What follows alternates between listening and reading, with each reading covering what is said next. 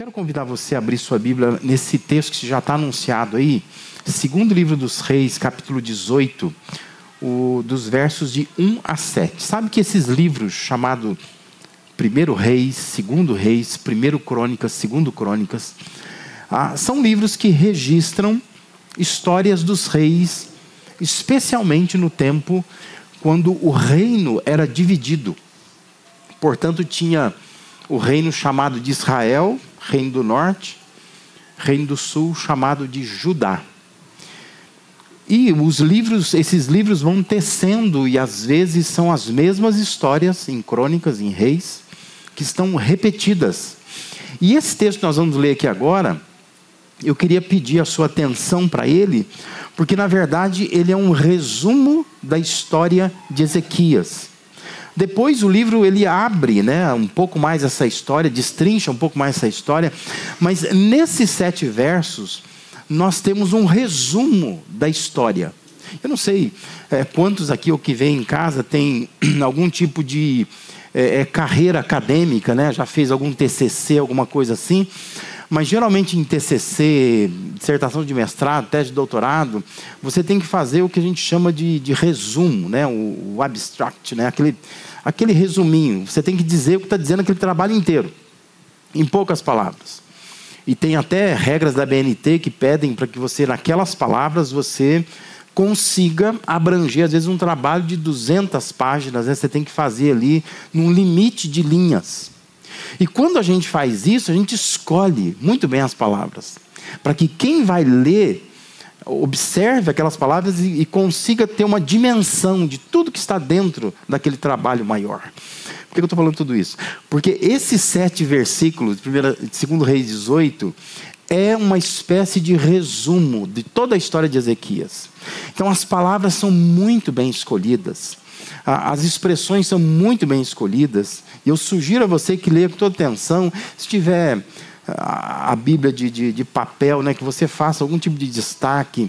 Se estiver acessando a sua Bíblia, tem também como destacar algumas expressões em cores, para que depois você releia esse texto e releia com toda atenção, para você observar como ele é bem escrito, tentando resumir a história do rei Ezequias.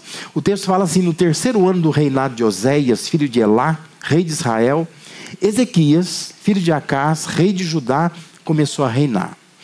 Ele tinha, observe, 25 anos de idade quando começou a reinar, e reinou 29 anos em Jerusalém.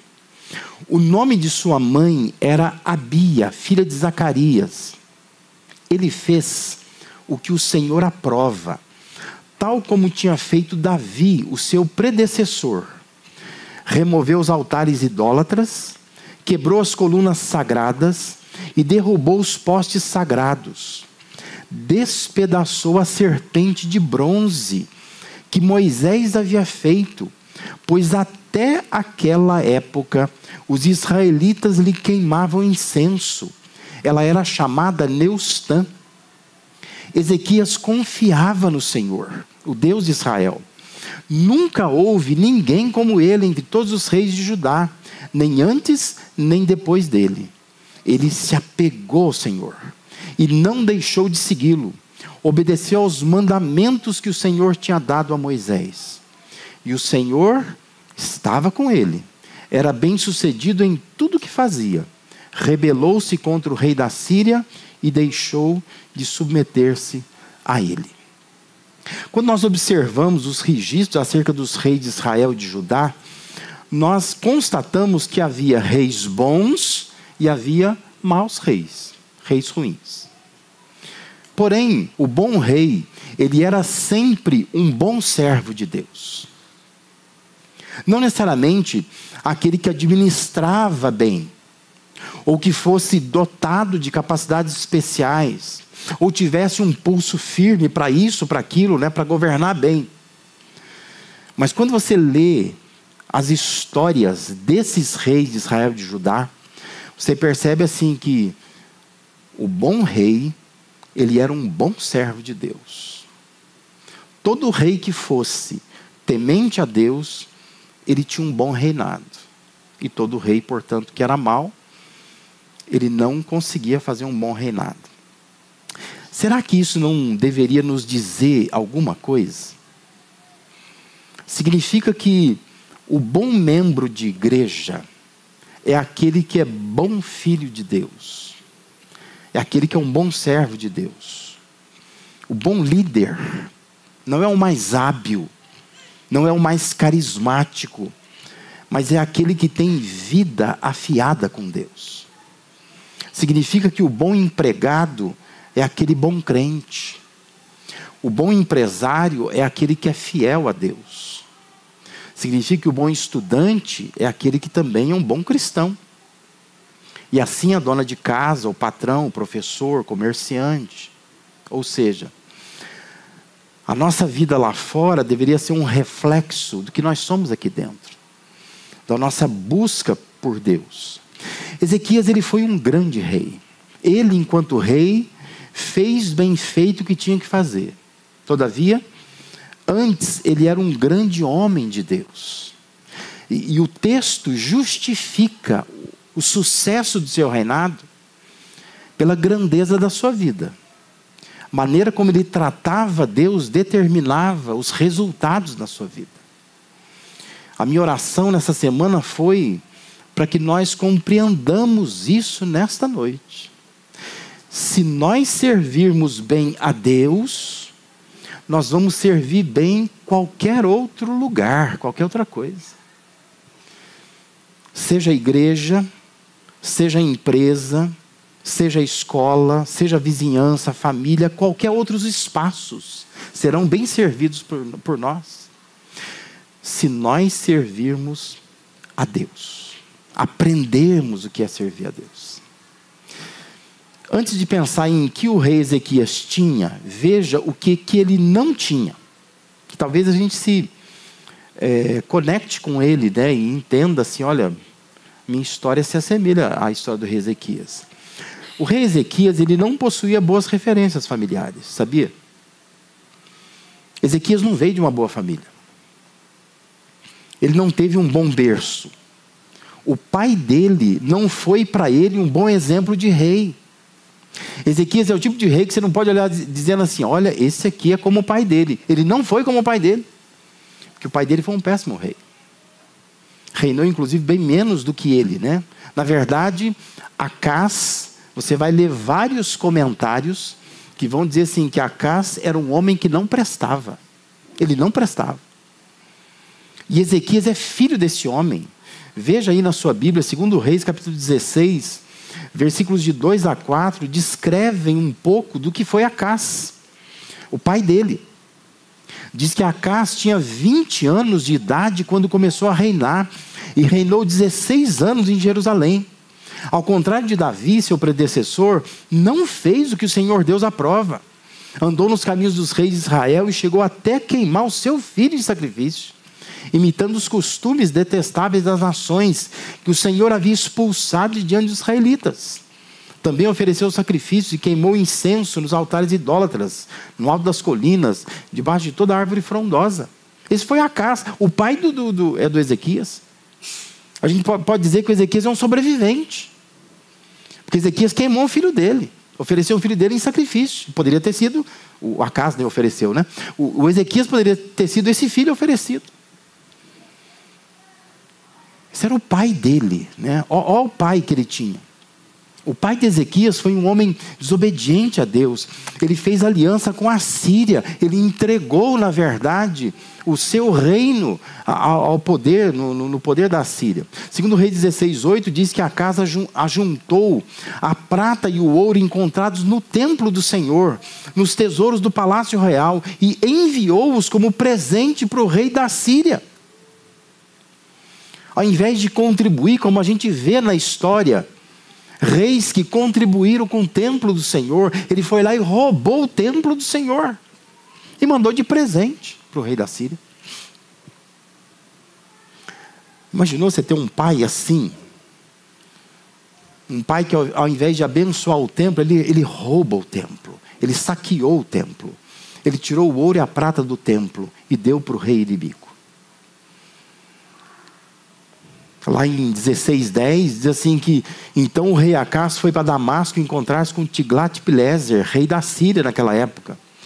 Diz que chegando lá, ele viu o altar que havia em Damasco e mandou o sacerdote Urias o modelo do altar, com informações detalhadas para a sua construção. Ou seja, ao invés do Acás ele exportar, influenciando outra nação, a fé que ele tinha e a fé do seu país, ele importou.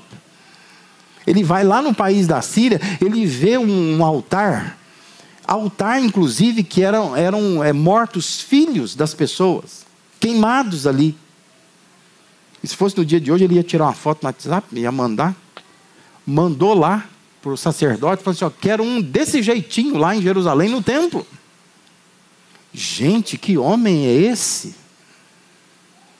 Quem quer ter um pai desse? Um pai que ao invés de influenciar, ele é influenciado. Ele traz um altar, a cópia de um altar idólatra, para o templo em Jerusalém. Templo este que seguia prescrições de Deus, detalhadamente. Que vem do coração amoroso do rei Davi, do empenho de Salomão. E o Acás vai lá e bagunça tudo. Esse é o pai de Ezequias. Então assim, antes que você pense que o Ezequias foi um bom rei, mas também o Ezequias foi criado numa boa casa, berço de ouro, não sei o quê. Não, você está muito enganado. Ezequias foi um excelente rei, porque ele era um excelente servo de Deus. Sua referência não era o seu pai. Seu pai era péssimo. Seu pai foi um péssimo rei. Seu pai foi um péssimo pai. E segundo, uma coisa que o Ezequias não tinha, ele não tinha uma vida isenta de problemas. Você pode achar assim também, ele foi um bom rei, ele servia bem a Deus, porque também ele era um cara que vivia assim, uma vida muito tranquila. Não, Ezequias, ele teve o Senaqueribe, que na época dele era o rei da Síria, atacando todas as cidades do seu reino. Capítulo 18, versículo 13 fala isso. Todas as cidades do reino de Judá foram atacadas por Senaqueribe, enquanto o Ezequias era rei, nos seus 29 anos de reinado. Sabe o que é isso? A gente vê hoje, né?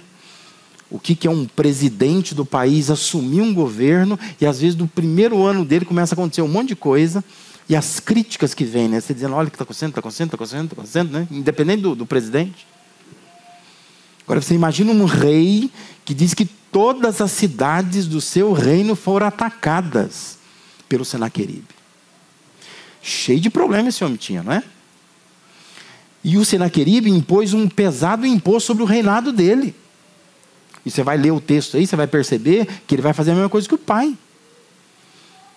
Ele também vai tirar ouro, vai tirar prata do templo.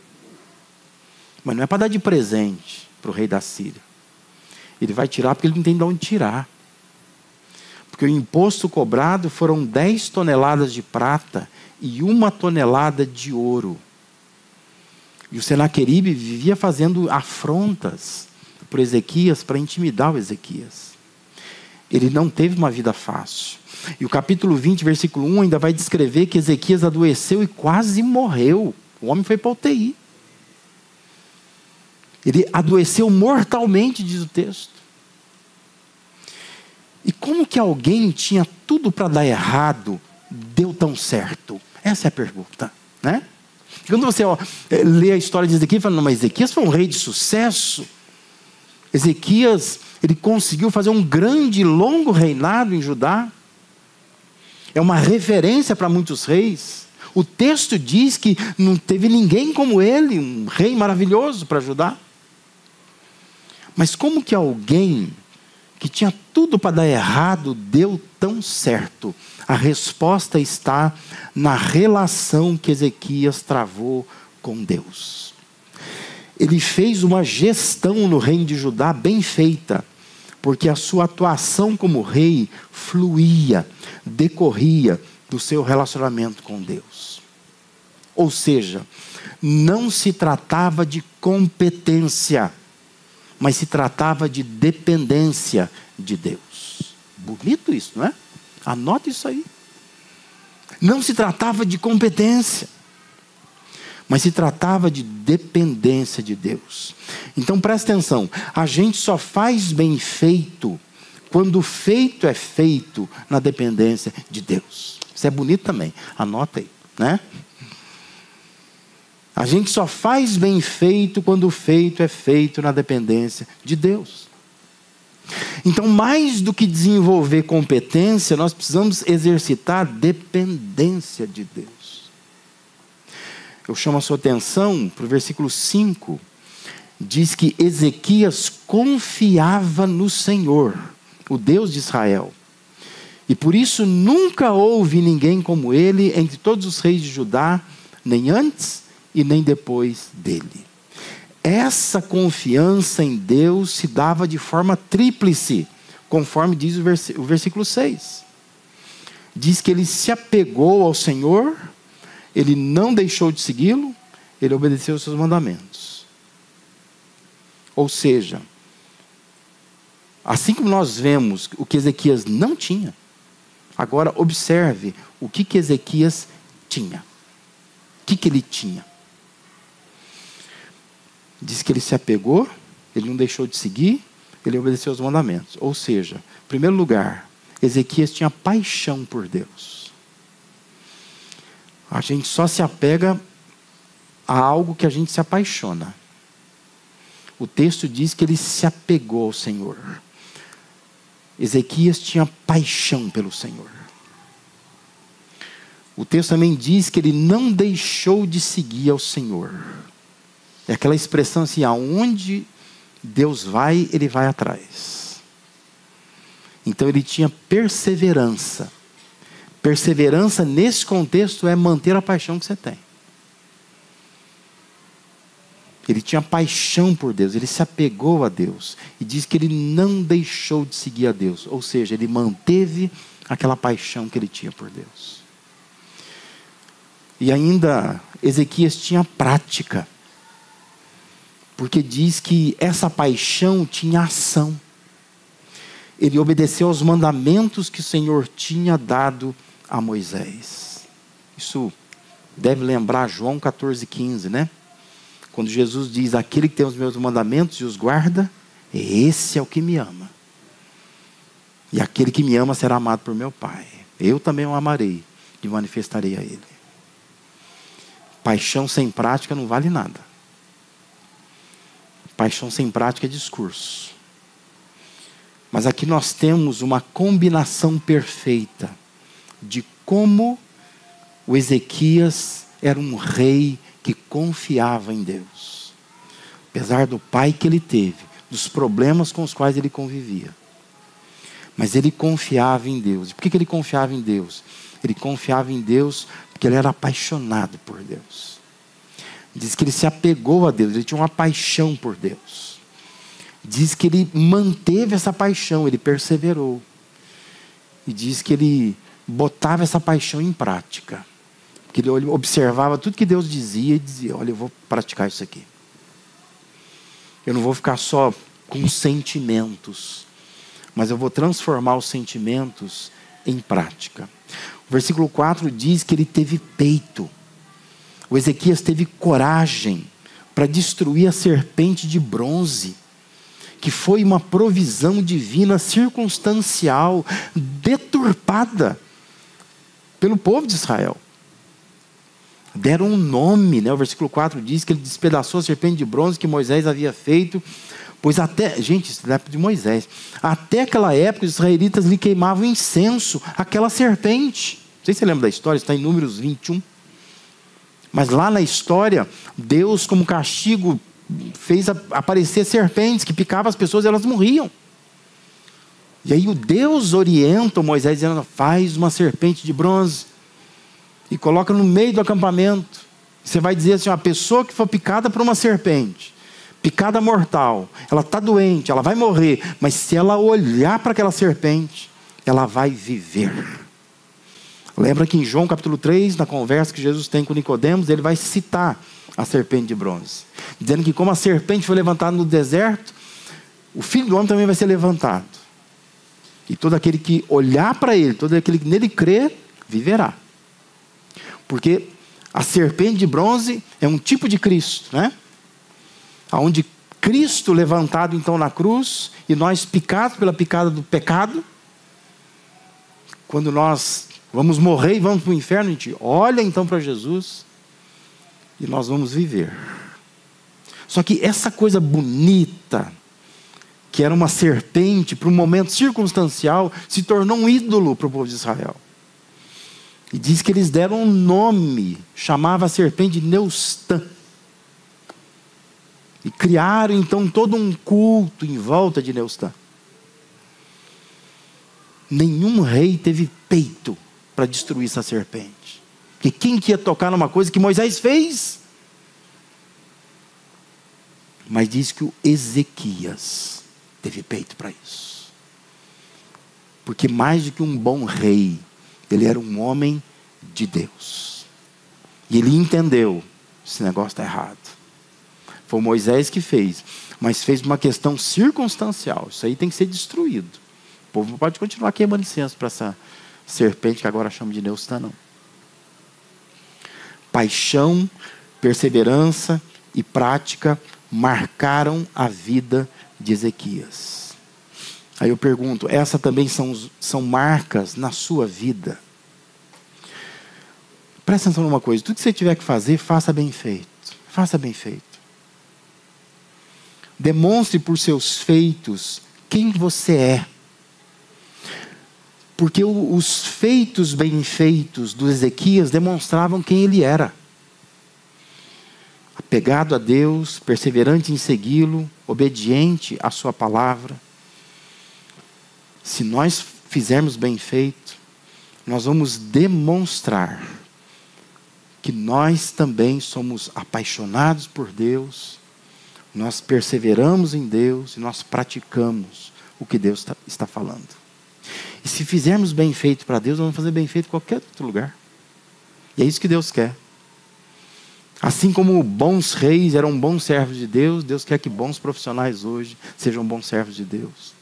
Que bons maridos sejam bons servos de Deus. Que boas esposas sejam boas servas de Deus. Que bons alunos na escola, na faculdade, sejam bons servos de Deus. Que a sua vida lá fora seja reflexo decorrente do seu relacionamento com Deus. Mas talvez você compartilhe das mesmas dificuldades de Ezequias. Não teve uma boa referência, tem muitos problemas, limitações. E talvez você vai pensar assim, como que eu posso ser alguém bem-sucedido na vida? Na família de onde eu vim? Eu queria que você olhasse para Ezequias e pensasse, se Ezequias, filho de Acás, um sobrevivente, ele poderia ter sido oferecido por seu pai, queimado sobre o altar. Se esse homem consegue ser um rei, o melhor rei que Judá já teve, você também consegue, com a ajuda de Deus, ser usado por Deus de um jeito extraordinário. Talvez você tenha no seu coração assim, mas eu sou filho de pais divorciada. Arrebentou com a minha vida. Fui criado com a minha avó. Minha mãe me falou um dia que ela queria me abortar, mas eu nasci. Talvez você pense assim, puxa, eu sou filho, como eu já conversei com pessoas assim, de um estupro. Minha mãe foi estuprada. E eu nasci, minha mãe não quis me abortar. Mas independente de como você chegou nesse mundo, você tem que pensar do mesmo jeito que o Ezequias vem de um Acás, um sujeito podre, um homem péssimo, um rei perverso. E Ezequias dá frutos para Deus. Não importa de onde você veio, que história que você tem, você pode ser usado de uma forma extraordinária por Deus. Crê nisso. Porque a sua vida não pode decorrer da história que você tem escrito até aqui. Mas a sua vida tem que fluir da sua relação com Deus. Quando Deus entrou, tudo mudou. Aí eu posso ser alguém, como Ezequias foi. O versículo 7 conclui esse resumo da história do rei Ezequias, dizendo assim: o Senhor estava com ele. Era bem sucedido em tudo que fazia. Diz que ele rebelou-se contra o rei da Síria e deixou de submeter a ele. A história termina assim, né? Deus estava com ele. Tudo que ele fazia era bem sucedido. O pai dele colocou Judá debaixo do rei da Síria. Ele foi lá e tirou. 29 anos de reinado. Começou com 25 anos. Quem tem 25 anos aqui já ouviu, né? Alguém diz assim: você é um moleque, né? Você é novo ainda. Ezequias começou como um moleque. Mas era um moleque obediente a Deus. Era um moleque que tinha paixão, perseverança e prática. E quando ele fez isso, Deus o usou de uma maneira extraordinária. Essa tem sido a minha oração essa semana, que nós compreendamos isso hoje.